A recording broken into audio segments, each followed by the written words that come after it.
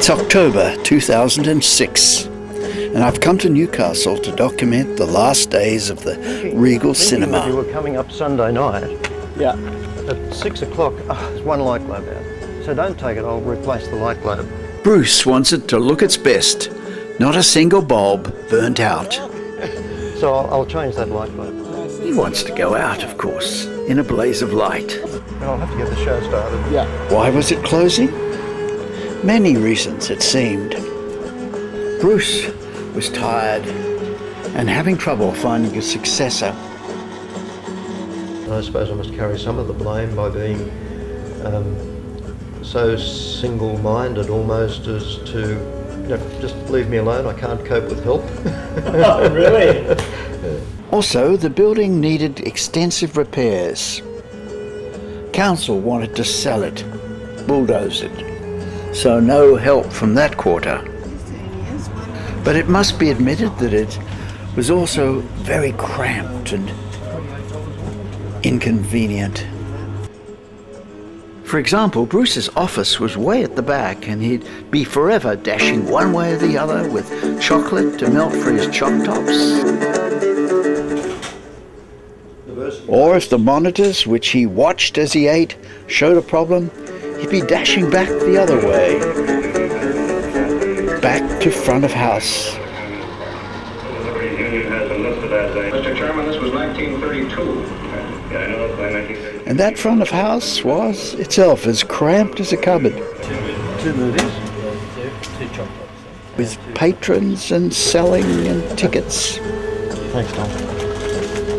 And the second one. This meant that as night fell, people had to wait outside in the cold. No room inside. $18. Yet they loved this place, the patrons.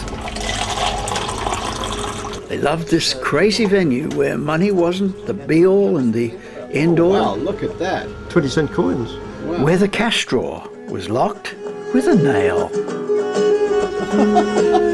You never had to show a senior's card to get concession rates. Seniors, that's fine. No proof needed at the Regal.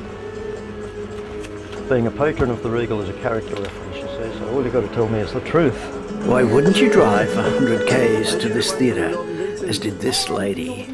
And how come you came so far? I just loved coming here. It was so special. It showed all the films I wanted to see, and it had a lovely, warm, personal feeling about it. And it was just, I didn't go near any of the multiplex. I wasn't interested. I found everything I wanted here. Hello, Adrian. How are you? I'm very sad.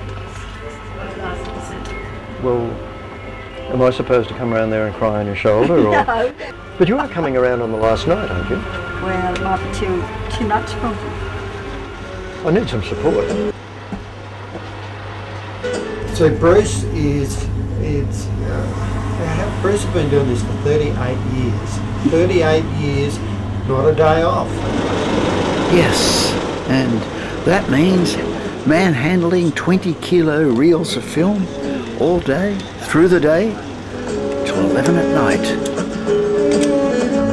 I didn't realise that he did everything himself because it runs so smoothly. He makes the choc tops. Yeah, he does the work.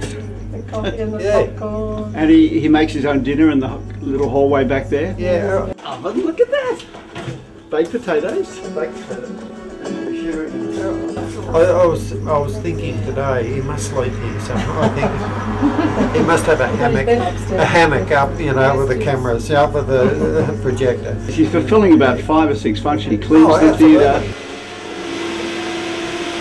He makes up the films, he puts it comes in small reels, he makes it up into one, he projects it, Yeah.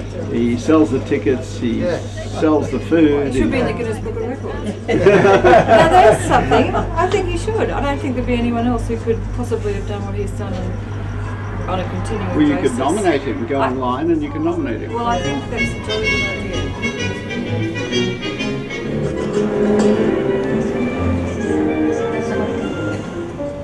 In una persona innamorata molte di più.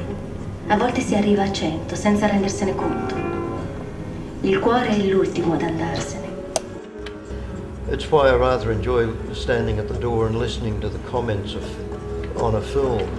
And that's the way that by taking in the comments that are made to me, that's the way I judge the success or failure of a film.